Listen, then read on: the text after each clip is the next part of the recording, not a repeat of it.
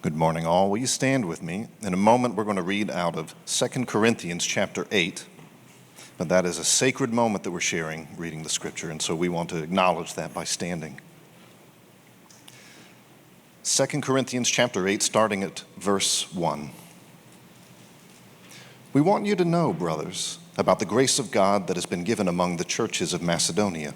For in a severe test of affliction, their abundance of joy and their extreme poverty have overflowed in a wealth of generosity on their part. For they gave according to their means, as I can testify, and beyond their means, of their own accord, begging us earnestly for the favor of taking part in the relief of the saints. And this, not as we expected, but they gave themselves first to the Lord and then, by the will of God, to us. Accordingly, we urged Titus that as he had started, so he should complete among you this act of grace. But as you excel in everything, in faith, in speech, in knowledge, in all earnestness, and in our love for you, see that you excel in this act of grace also. I say this not as a command, but to prove by the earnestness of others that your love also is genuine. For you know the grace of our Lord Jesus Christ, that though he was rich, yet for your sake he became poor, so that you by his poverty might become rich. And in this matter I give my judgment. This benefits you, who a year ago started not only to do this work, but also to desire to do it. So now finish doing it as well, so that your readiness in desiring it may be matched by your completing it out of what you have. For if the readiness is there, it is acceptable, according to what a person has, not according to what he does not have. For I do not mean that others should be eased and you burdened, but that as a matter of fairness, your abundance at the present time should supply their need, so that their abundance may supply your need, that there may be fairness. As it is written, whoever gathered much had nothing left over, and whoever gathered little had no lack. This is God's word. Please have a seat.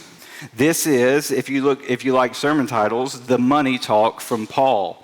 So this text has worn me out all week, mainly because I couldn't quite figure out the structure of it. But what we're looking at in this passage of Scripture is 2 Corinthians 8, pretty much what, in my estimation, 1 all the way through 6, we see Paul saying there's this church in Macedonia, more on that in a second, that you can learn a lot about from money.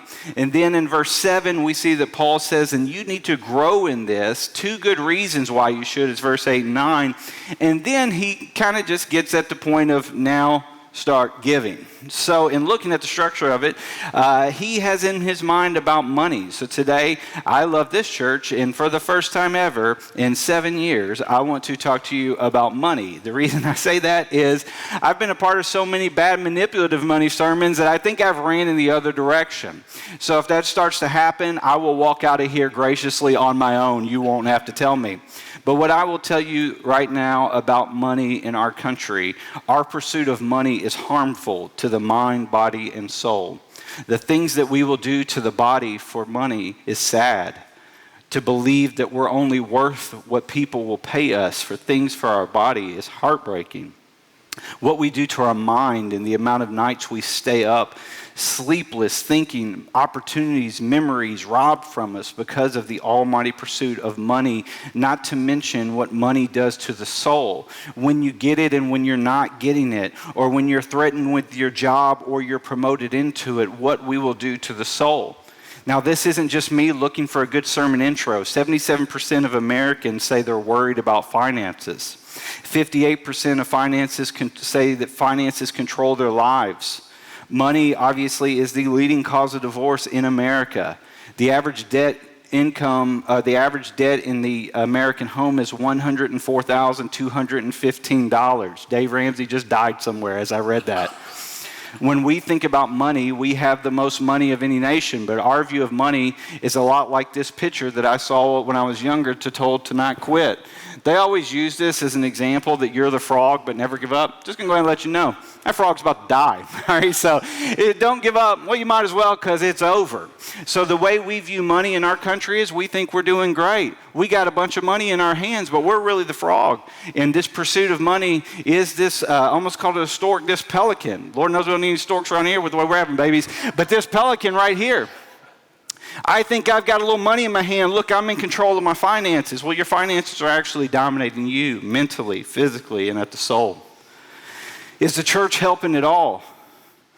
Church money scandals are a dime a dozen, pun intended. They are everywhere. Spending too much on things that no one needs. Asking people to sacrifice, to put things in churches that the people sacrifice and never could have in their own home. Not to mention what home does this minister live in and what shoes does this minister wear? One of the most recent things I think about when it comes to our understanding of tithing given to us by the church was a gentleman who was given a tithing offering appeal at the church I was at, said he saw someone with a Corvette that day, asked him, how'd you get that Corvette? And he said, I've been tithing 10% my whole life. Well, that's funny because a lot of us have. We still haven't got our Corvette yet. But this is the best the church has been able to give us. Either a poverty view or a prosperity view of money. That God is afraid of money. He doesn't want you to have money. Or the prosperity view of money. That God's here to get you rich. And then if you put 10% in the bucket, he'll get you rich. We as a culture have an unhealthy relationship with money. Now what's terrifying about that is in Matthew 6:24. Jesus warns us to not serve God. You cannot serve God in money. But he warns us that this will be one that will blind you. So 2 signs that you may be blinded by money. Sign 1, from the text, we see that the Macedonian churches first give according to their means. Sign 1, you may have a money problem. You don't live according to your means.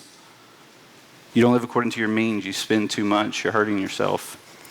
You're hurting the next generation. Sign 2, he said, and then they gave beyond their means. The second sign you may have a money problem is you never give beyond your means. This is what I would call the morally acceptable sin in the church. There's a lot of irony in that statement. Not that there are any morally acceptable ones. But notice in many of us have heard the sermon on the soils, right? Soil 1, soil 2, you don't be that bad soil. Soil 3, Matthew 13:22. The seed was choked out by the cares of the world and deceitfulness of riches. So what I want to show you today through Paul, the call to generosity, the difficulty of generosity, the theology of generosity. So the call to generosity. So money is morally neutral. It's not bad to have a lot of it, and it's not good to have a little of it. It's just morally neutral. When we start talking about money, most of us feel ashamed about how much we have, ashamed of how little we have, or ashamed of how much we have. But all of us are feeling the shame one way or another. We learn in this text that there's 2 good things that can be done with money. Money is morally neutral, but Paul's saying there's 2 things that you can do with money, regardless of how much or how little you have right now. And I want to give full disclosure. There is not going to be an appeal at the end of this to give your tithing card back to the church. This is not just about us. This is about a way of life. This is meant to be a continuation of last week's sermon. So I want to be incredibly, incredibly clear. There is no hidden agenda. I'll put the agenda in your face. You, as a Christ follower, are called to be generous. 2 things you can do with your money. Now that I got that out of the way, because this is in my mind the entire time. All right, so 1, money demonstrates a genuine love. Look at verse 8. Paul says, I say this not as a command, but to prove the earnestness of others, that your love also is genuine. So money demonstrates genuine love. If you've ever been in a store before and you were like, oh, I love this shirt, and then you saw the price tag and you say, but not that much. What you're indicating is there is a genuine love. I touched it, but I didn't love it that much. All right, so that's just what we're talking about, that when you give someone money, we talked about 4 investments last week: time, talent, energy, and money. To get a money investment, you have to have time, talent, and energy poured into a moment. So when you extend money to someone, you are saying that this love is genuine. It doesn't mean you love them. You can hate someone and give them money, right? I was going to make a government joke, but I didn't. So, I guess I kind of did, though, because I just did it. We'll do confession at the end. We'll be fine. But it can mean that. So this is what we see with the widow with the 2 mites. When Jesus says she's given way more than anyone else because she invested all of her time. She invested all of her energy. She invested everything she had, her talents, into these 2 mites and dropped them in and demonstrated a genuine love. Paul says, show your genuine love for the body of Christ by this generosity. Secondly, and most importantly, is verse 9. Generosity embodies the gospel. Verse 9, for you know the grace of our Lord Jesus Christ, notice the finance imagery, though he was rich, yet for your sake he became poor, that you by poverty might become rich. This is the gospel. The gospel is this, that Jesus was around streets of gold, absolute bliss, food that no one could fathom, and he said, I will step down, divest myself of that life so that I could live among the poor. This is one of the most stunning things about the gospel is when Jesus went to launch his Sermon on the Mount. He did not go high up onto a temple. He was where the poorest people could find him, the most sinful people. How does a person prove that he or she is saved? It's when you get to the pearly gates. On what basis are you here? The riches of Jesus is why I'm here. He stepped down that I might be able to step into this moment with complete confidence, knowing that I've been saved and forgiven, because though I may be poor in righteousness, he was rich. He's imputed to me this. Church, Jesus is in the poverty of your sin. The poorness of your riches, he's in that. And he's divested himself of riches so that you might be rich in mercy and grace. This is the gospel message. This is the thrust of everything we do. The reason verse 9 is important to Paul's argument in the entire text is he's saying Jesus is the bar of generosity. Jesus is the bar. He's saying that this is the way that you should view your life, as you should step away from your riches that you may lift up others. I forget the gentleman who says it, but the quote goes like this. Giving money is not God's way of raising funds for his projects. Giving money is how God raises people into the image of his Son. That I walk away from riches to step down into the mess. Jesus walked away from everything to walk among orphans, to walk among widows, to walk among the poor in spirit. So this is not what generosity is about. Generosity is not about building platforms. It's about a God who walked away from platforms, so that you might have complete confidence to know that your righteousness, slid like a debit card, will not bounce because of the richness of the mercy of Christ. So what Paul is very clearly saying, get your money into your generosity. There's a lot of ways to be generous, but specifically get your money into your generosity. Now, this is my favorite part of the sermon today, because this is not about guilting you into giving. If we were really good at church, we would have done the offering after the sermon today, but we're not that good at it, so we're not doing it because it's not about guilt. Everything in this life is meant to make you feel like you're a slave to money. But here's what the enemy doesn't want you to know, but I'm going to let you in on it. But truly, you are a gospel patron with treasure to invest. So the Macedonians who are investing money are some of the poorest of the poor people.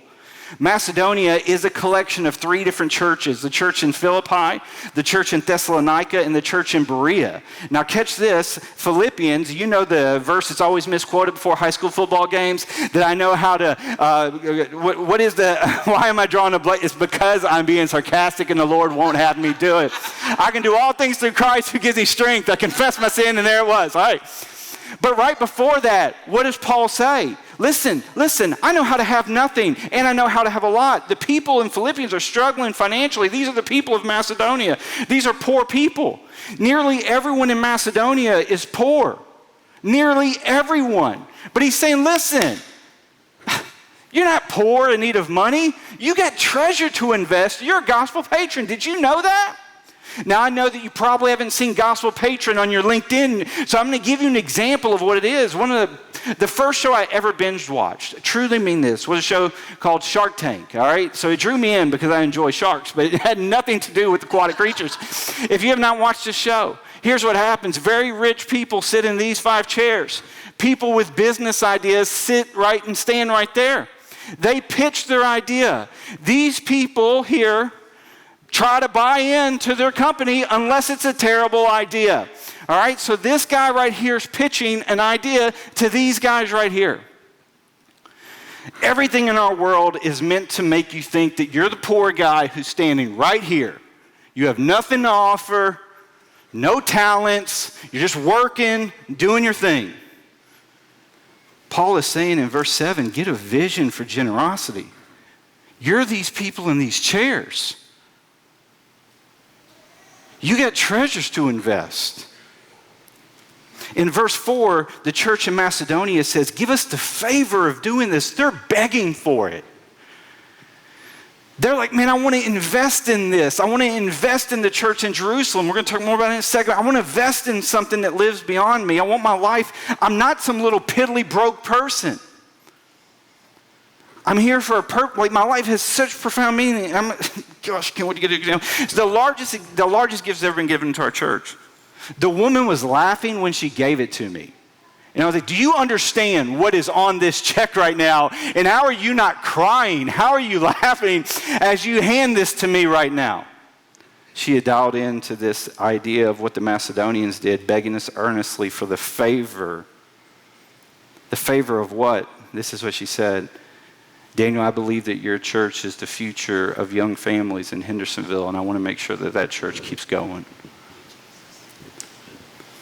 She's trying to get in on the action. So here's this beautiful image I want to give you. Jesus is pitching to you this idea. Hey, I have this woman. She's completely hurting. And for $30 of dinner, you can get in on encouraging her. Like 3% of what it's going to take to get her back to normal. For $30, you can be in on this. Me? Yeah. You're just going to make a little salad. You're going to fix whatever. I'm a hamburger wouldn't have worked with a salad. That's where my mind went. That's all you're going to do. For $8. Check this out. I've been working on the heart of this guy. And for $8, you can sow your seed into a good gospel conversation and get in on 1% of what I'm doing on them. So check this out. I got this idea. This church in Hendersonville, man, they're going to commit to belong, participate, reflect. They're going to be so broke, okay? They're going to be so broke. But check this out.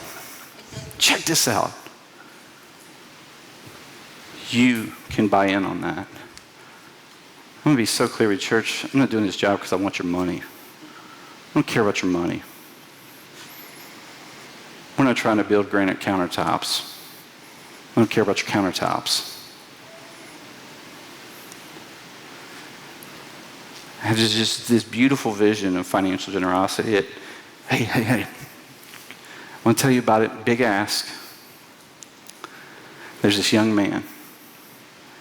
And it's going to be expensive, but he needs a home. Is there anyone out there that says, you know what? Let me in on that. Let me in on that. This is all Paul's saying. Paul's not saying he needs a new car. He's saying, I got some believers in Jerusalem and they're struggling. So I want to say to you, I don't know where you are on the tax brackets. Christ is saying you're an investment person. You got treasures. And he's inviting you into the work. So this is not about, I know in churches, people who give the most typically get the most say. It's not what this is about. This is about being a gospel patron. Here's a definition. People who resource and come alongside others to help them proclaim the gospel. People who know that I'm here to partner with God for beauty. Now in the text, and I would be very open to this conversation if someone disagrees, when you look in the Bible, who's getting the money all the time? It's not because they're selling smart cards to keep the youth football team. And I'm not anti-smart cards, if that's still a thing, whatever. But when we're talking about giving finances, it's not about making sure that someone else's prosperity dream is being lived through you believing in your prosperity dream. The three groups that are always getting the money are people who are spreading the gospel, relief for the saints, and the impoverished. Paul's asking for money for that. So I need you to get this vision for your life, church. You are not some poor, broke person who's trying to prove that you're successful and matter in this world. You're sitting in the chair, and the Spirit of God, through the needs of others, through the declaration of His Word, is saying there's so many good things to invest in. But you got to make up your mind to not be a Ronald Wayne. Huh? Don't be a Ronald Wayne, all right? I want you to get this one down. By the power of the Holy Spirit, this be in your soul. Don't be Ronald Wayne. Who is Ronald Wayne? Probably a great guy, and I'm going to feel bad about this when one of you comes up and tells me he was a humanitarian who took water to third world. But anyways, just for this one example, Ronald Wayne did not see the value in his Apple stock, so he sold his 10% for $8,000. It's worth $100 billion today. It wasn't worth it. You can't be Ronald Wayne. You're going to die one day. And that young man is going to be the most worth it investment that the world has ever seen. You can't be Ronald Wayne. Because that little $10 coffee, which is only paying for the one person at this juncture, it's worth it. It's so worth it. That moment of encouragement, that prayer that would take place around that table. Don't be the person who says it's just not worth it to me. It's mine. It's my money. I'm not investing in it. I'm going to keep it to myself. Don't miss out on it, folks. I mean, it may be, we always say, well, what if you're ministering to the next Billy Graham? Well, what a stupid thing to say. What if you're just ministering to someone that God loves so profoundly? Like, I would never come up to you and say, hey, my kids are struggling and one of them may be the next Billy Graham. Would you buy them dinner? No, I would just say, these are my daughters. Will you make sure they're eating? Will you make sure that they're hearing the gospel? Will you provide places and help pay bills that will give them spaces when I'm not here to continue on the vision that I have for their life?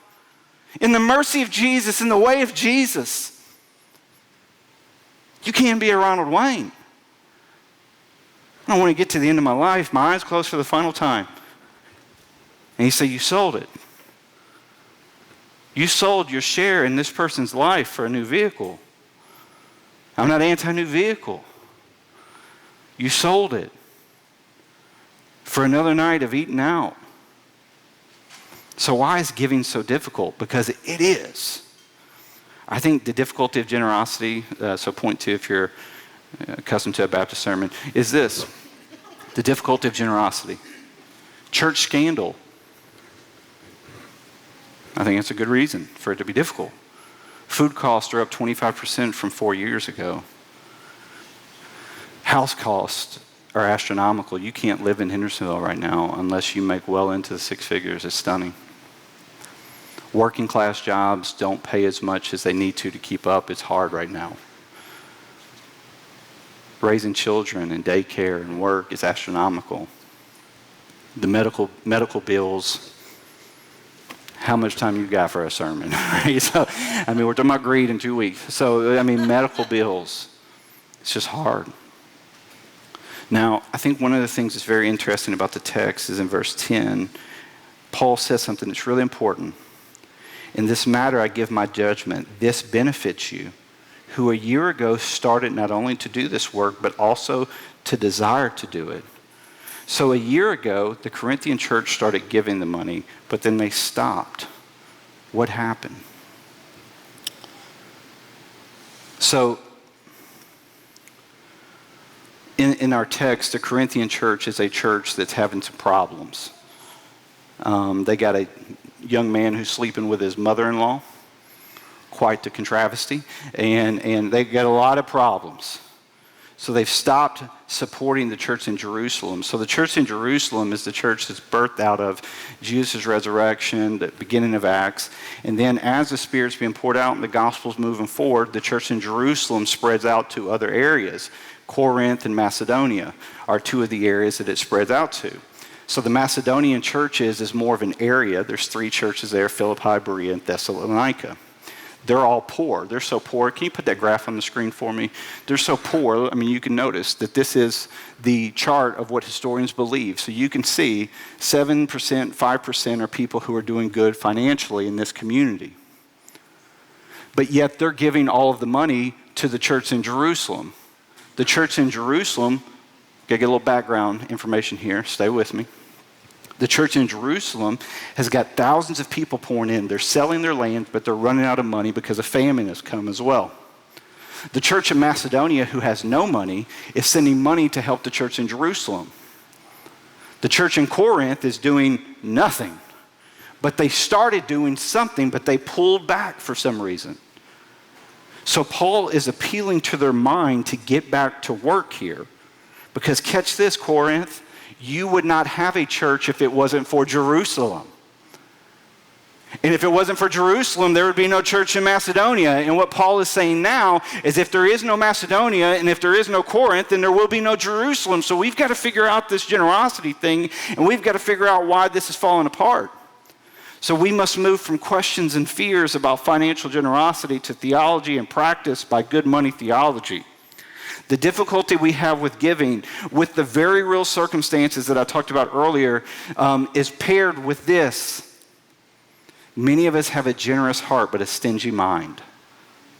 There are people who are generous, who have endured church scandal, food costs, house costs, working class difficulties, kids, and medical difficulties. Macedonia has every reason to pull back, but they don't. Oftentimes we have a generous heart but a stingy mind. Have you ever seen the Arms of the Angel animal videos, the commercials? Okay, you have. So they showed the most mangy dog ever. And then they're like, if you want to give. Here's what they're doing. They're appealing to the fact that you have a generous heart. Now, how many people a week later are like, just can't get that mangy dog out of my mind. Just can't stop thinking about it. It's a year later. Wonder if anybody took care of that dog. And it usually doesn't happen. We're pro-dog here. I'll just give an example. What is it? During the commercial, your generous heart came springing forth, but your stingy mind took over. So generosity requires a generous heart and a generous mind, or you won't see it through. That's what's happening in Corinth. Giving happens in 3 phases. They'll put this on the screen. Paul says you started doing it because you desired to do it, and you did some of it, but you stopped doing it. So these are the 3 phases. Desire, this is when the heart's involved. Oh man, that need is blowing my mind. I want to make sure that that family's cared for. I want to make sure that that family is able to adopt. I want to make sure. My heart is compelled right now. I want to carry the gospel to the ends of the earth. And then willingness usually steps in right then and says, so yes, let's give some of our money. Let's do it. Let's figure it out. And then time passes and it's just faithfulness now. You're seeing no mangy dog photo again. There is no missionary who's in your face anymore. No one's talking about money, and that's where the mind takes over. Where you have to remind yourself this is worth it. This investment into the kingdom of heaven is good. I won't be controlled by this money. This is a good thing to do. This is when the feelings begin fading away. This is where most people stop being generous to their neighbors. It's when their mind gets engaged. Not because you have to turn off your mind to be generous, but because of the narratives that are there in our mind. You have got to make up your mind. Lady Huntington was a woman who was born into incredible wealth. She had this conviction when she got saved. When I gave myself to the Lord, I likewise devoted to him all my fortune. Lady Huntington spent her life going to debtor prisons. These were people who were in prison because of their debt. She would walk up, pay their debt, set them free. She spent most of her years with opposing slavery and funding black authors with her money. She spent most of her years spending her money to start colleges that would train pastors to preach. In her years with her incredible wealth, she started 64 chapels. They asked her, why not just care for the poor? And she says, 64 chapels should be caring for the poor and preaching them the gospel, so I will continue doing this work. She not only stopped there, she brought a brother in by the name of George Whitefield who was leading the Second Great Awakening. And she said, these rich people aren't hearing the gospel, but if you'll come in and preach them the gospel, I'll fund what you're doing. She invested into it, but listen when she did it. Quote from her, my mind is made up. I'd like to propose a partnership. God chose me to be a member of England's nobility, and now I'm ready to use my position for Jesus' sake. I've made up my mind to use this extra $20 in my budget to care for someone who's in need. I've made up my mind that this percentage of my income will go to generosity. I've made up my mind. I've made up my mind that whatever comes my way, a bonus that I did not expect, I've made up my mind. So it's got to be, the difficulty is more about what we believe about money, which leads us to our final thought, the theology of financial generosity. Do you view money like a Macedonian or a Corinthian? Or more clearly, like an American or a follower of Jesus? There's two real beliefs that I think all Americans share on money. One is it's all yours. And secondly, it's a source of life. But this text has two contrary thoughts. Number one, your money belongs to God. Tim Keller said it this way. There's three real ways to view money through three prisms. Capitalism says, whose money is it? It's your money and you can do what you want. Communism and socialism say, whose money is it? It's the people, and you must do with it as the community needs. Christianity says, whose money is it? It's God's, and you must do as he directs. Verse 5 says these words. Speaking of the Macedonians, in this verse, they gave, and this not as we expected, but they gave themselves two ways, first to the Lord and then by the will of God. So first to the Lord means that they had some set apart financial amount in what they got, that they just gave it to the Lord as a first fruit. The scriptures do not give some 10% tithe. We talked about this last week. But they had a portion of their income that they sat down and said, I give this away for kingdom investment. And then secondly, they gave according to the will of God. Generosity, specifically financially, requires you to live as if God has a will for your money. Listen, your will for your money will make you a slave to it. It'll never be enough. It'll keep you up at night. Your anxiety will crush your soul. Or you'll be enjoying it so much that you're becoming numb to pleasures that were meant to just be something you enjoyed, and now they're becoming a codependency. But God has a will for your money, and that will for your money will set you free. See, the way we see God is ruining the sermon for some of you. God doesn't need your money. In fact, if you think that we're trying to get money out of you today, I'd ask you to stop giving to our church. He's trying to set you free. He's trying to set you free from the anxiety of your will. So if I'm supposed to not gratify my will with my body sexually, I'm also not supposed to gratify my will with my finances. I'm not supposed to gratify my will with anger. But the Macedonians believed that God has a will for their money. Now, not all of this is like super spiritual. You know what part of his will is for money? To pay your bills. The scriptures are clear that the debtor's a slave to the lender. But then there's a part of your life where it says, what does God want with this? And this is going to be hard to hear, but this is how Jesus lived. A generous person asks, what am I meant to keep, not what do I have to give? That's the heart of a generous person, is not 10% goes to you, 90% goes to me. It's, Father, what would you have me keep? Now let's talk about the desire to be our own God, because I'm sure that's what you want to talk about right now. We want to be in control. We want to make sure the future is taken care of. We want to be seen as attractive. All of these things are means of control. If I can be so attractive, I'll control how you think about me. If I can control the finances, I don't have to think about the future and money. These are means of control. If I'm down and out, if I have enough money that I can purchase enough substance to get my body to feel better for the evening, then I'm in control. I don't have to go to the Father. So now, catch this. In the Old Testament, when they were tired of wandering and trusting in God, they would take ordinary things and turn them into idols, and they were always gold.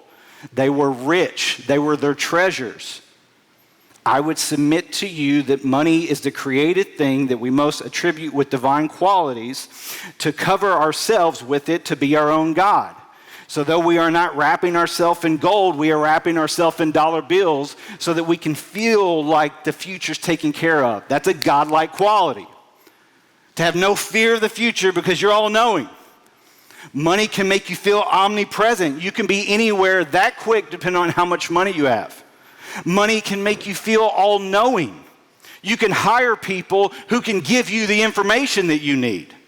Money can make you feel like that you're in control of things you don't, like your limitations don't apply. And this is not saying you should get rid of all of it. This is why you've got to be careful with it, because you can cover yourself in gold and worship yourself. But the implication then is generosity does something different. It wages war against the lie that God can't be trusted and the lie that we can be our own God. It's an act of defiance, giving is. Hey, I know I may need this later, but I wasn't in control of later anyways. Hey, I know I was going to spend this money on my appearance, but my acceptance is not going to come from that anyways. Not only that, generosity embodies trust in the benevolence of God. And then secondly, the difference. Money is a resource of life, not a source of life. If you're starting to tune out, just going to warn you, I'm about to talk about the mark of the beast in a second, so get ready. All right, so, spoiler. So, resource, not a source. So a source of life versus a resource of life is really important. Verse 2 is incredibly important. Look at the Macedonians. For in a severe test of affliction, there have been abundance of joy and their extreme poverty. Huh? The extremely poverty-ridden people, abundance of joy? Paul, did you drag the pen incorrectly? Did you mean to say the overwhelmingly sad people who are poor? The Macedonians figure this out, that money can make life easier, but they have found a joy that even extends into poverty. So let's talk about need for a second. What do you actually need in life? Jesus taught people to be generous in the Sermon on the Mount in Matthew 6, and almost assuming that you'll start wondering, well, if I'm that generous, how am I going to take care of food? How am I going to take care of clothing? Jesus, in the greatest sermon ever, anticipates this, and Matthew 6:25 says, is not life more than food and the body more than clothing? Because if you are a person who thinks clearly, well, if I'm generous, what am I going to do about this? How am I going to pay for this? And Jesus backs it all the way up to, well, life is more than food and more than clothing. So I got a chart that shows how our life works. There is a source of life, God. This is according to the scriptures. Then there are things you need for survival. So you lose any of one of those four things, you're dying pretty quickly. Food, oxygen, water, and heat. You lose one of those, let the sun fall out of the sky. Not going to end well for us, okay? Now, this is not exhaustive, but you lose one of those, you're a goner. Then as a human, you have needs. Animals need those things, but humans also need these things: clothes, intimacy, meaning, value, joy, peace. And then resources, how these things are provided: money, work, trees, another person, the sun. So how do we get oxygen? We get it from the trees. How do we get heat? We get it from the sun. Now this next slide, we call these people crazy, all right? These are the people who worship the sun. We say these guys are crazy. They do dances and stuff and sacrifice animals so that the sun will give them heat. The sun will give them oxygen. So the sun, these people are lunatics. What are they thinking? Go to the next one. Oh, well, that's pretty normal. I understand where these guys are coming from right here, because here's what we believe. At the end of the day, my money is what's giving me meaning in life. If I don't have money, who's going to be the one giving me food? If I don't have money, how am I ever going to attract someone to love me and find intimacy? Now, we call the last people idolatrous, worshiping a false god. What happens in this paradigm is we take something that truly God uses to sustain us, and we make it the very thing that is sustaining us entirely. It's become our God now. Because if I don't have money, but listen, there are people who don't have money that have clothes. There are people who don't have money that have peace. There are people who don't have money that have joy. There are people who don't have money that have a secure future. And this is the danger, because we call the last slide crazy people, worshiping the sun. You idiots. We're worshiping dollars that people made that aren't worth as much as they were a few years ago. We're just as crazy as them. And this is what the Father's saying. It's not that you don't need money. It's the same way you need the sun. But who's giving it to you? The Father's saying, it's me. Using your hard work. But it's me. It's me. There's two ways to look at money. Money is one way God meets my need versus money is the way my needs are met. Money's just one way. And this is so dangerous. Mark of the beast time. You ready? We got to do some deconstruction of Kirk Cameron here for a moment. Revelation 13:16. Talking about the dragon. It causes all, both small and great, both rich and poor, both free and slave, to be marked on the right hand and on the forehead, so that no one can buy or sell unless he has the mark, that is, the name of the beast or the number of its name. This calls for a wisdom. Let the one who has understanding calculate the number of the beast, for it is the number of man, and his number is 666. So if you grew up watching End of Times movies, first off, I hope the therapy's going well. It's helped me a lot, all right? There was this one movie, I don't remember what it was called, but they would get the mark of the beast. It was just like a little 666, and if you didn't, you were thrown under the guillotine. Real great stuff to watch when you're 7. All right, so we're watching. So I saw this, I don't know how, but. So if you notice what the scriptures are really saying here, so in Deuteronomy, the believers are told to take the law, bind it to your hand, put it on your forehead. This isn't an actual chip. No one's showing up with a little implant device, and then it's over. He's saying these are ideologies that you're going to adopt. You're going to begin thinking like the world, living like the world. They're going to have dominion over you. And notice the temptation. It's financial pressure. Not physical harm. Financial pressure. You can't buy, you can't sell. Church, as your pastor, I want to open your eyes to a very real reality, and I'm not sure you see it yet. In an increasingly secular world, your ability to make an income is going to decrease unless your willingness to adopt secular ideologies increases. It is dangerous to be a slave to money. This is why a well-educated person makes far more on OnlyFans than they can working at this school. Financial pressure is what's going to lead to compromise. So I have to adopt this way of the world. Now, before you worry about getting the mark of the beast and stuff, it wasn't a COVID vaccine. Some of you can remember. It's not that. It's that you're going to adopt these ideologies and compromise your faith.